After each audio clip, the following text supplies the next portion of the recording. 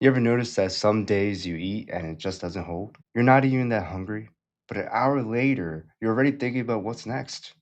Not because you're out of control, you just feel like that meal didn't land. Someone tells me I'm trying, I had something light, I had a salad, I was being good, and then by afternoon, I'm snacking, picking, or I just feel like something's missing. And the story in their head becomes, I just can't stay consistent.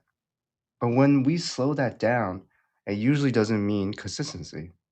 It's that the meal didn't give the body what it actually needed to feel settled. That's what we always need to pay attention to. And one of the biggest things missing in that situation, aside from protein, carbohydrates, fluids, is fiber.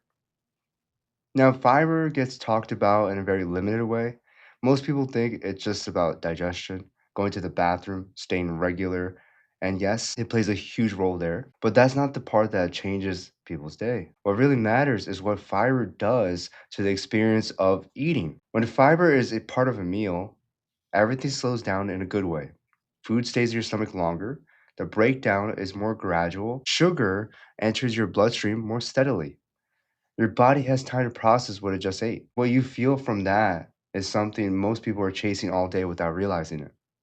You feel stable, not overly full or stuffed, and you stop thinking about food every hour. Because here's something a lot of people don't hear enough: fullness isn't just about how much you eat, it's about how long your body feels that you ate. You can eat a certain amount of food, but if it moves through your system quickly, your brain doesn't really register it the same way. It's almost like it didn't count, so your body asks again. That's when people say, I just keep thinking about food. It's not random, it's a signal not lasting.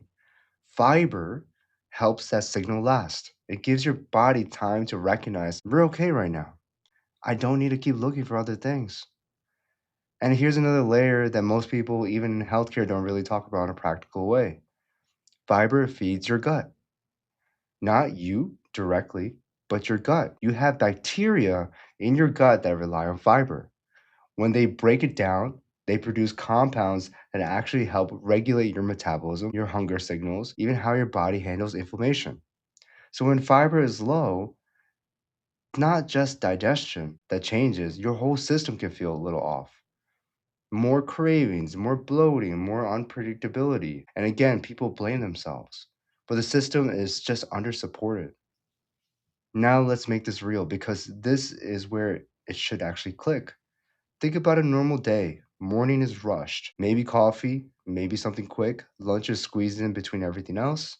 Dinner is when you finally sit down. But by then, you're tired, you just want something easy. Nothing about that day will make you think about fiber. Not because you're doing anything wrong. That's just life. It's just how, our busy minds work. So what happens during that moment is food may move quickly, energy may not last, your hunger might come back sooner, cravings get louder, and now again, it feels like a discipline problem. But it's not, it's a structure problem. Now, here's where people try to fix it, and this is where things can go sideways. They hear fiber is important, so they go all in. More salads, more raw vegetables, maybe a fiber supplement on top of that, and within a few days, they feel a little worse. Bloated, gassy, uncomfortable, and now the story becomes this doesn't work for me. And some people might have the opposite effect. Yeah, it works great. But that's not the real issue. Your gut wasn't ready for that much fiber at once. Fiber needs to be built up gradually. Your system has to adjust. Those gut bacteria need time to adapt. If you go too fast, it's like flooding a system that hasn't been used to it. Everything backs up in a wrong way. So instead of doing more, you want to do it smarter. Add common sense, add a little bit. Let your body adjust, then build from there. And this part matters more than people think. When you have fiber, you also need fluids. Without fluids, fiber can actually make things feel heavier and slower in a bad way. With fluids, everything moves the way it's supposed to do. That combination is what makes it work. Now let's talk about what people are actually missing because this is where it becomes more practical. Most people think fiber is just vegetables, but it's really the small everyday things that are quietly missing. Real fruit is a big one, not juice, not smoothies you drink in 2 seconds, actual fruit you have to chew. Apples, berries, pears. That chewing alone slows things down, and the fiber inside helps carry that meal longer. Beans and lentils are another one people almost never use consistently. Some people may. Chickpeas, black beans, lentils, they all add a level of staying power to the meals that most people are missing. Without them, meals feel lighter and people end up snacking sooner. Whole grains that still look like food matter too. Oats, brown rice, quinoa. Not the refined versions that move through your system quickly, but the ones that actually have structure to them. Vegetables that actually take up space, not just a small side salad, but foods like broccoli, carrots, peppers, things that add volume and texture to your plate. And even small additions like nuts and seeds, chia seeds, flax, almonds, they don't seem like much, but they add that hold on feeling to a meal that makes a huge difference.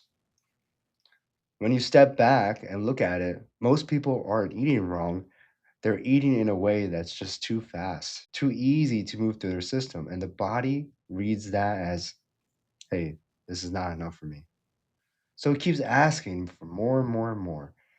So that part changes once you tie everything together. Because when you start adding fiber the right way, with fluids, with some protein and carbohydrates, you don't just feel healthier, things get quieter. You're not constantly thinking about food. You're not negotiating with yourself every single day. You're not riding that up and down cycle or waiting for you to get constipated. It just feels more steadier.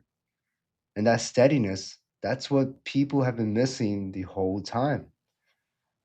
Now, that's enough about fiber. Here's where we're going next. A lot of people will blame a slow metabolism for feeling broken or for gaining weight or for plateauing.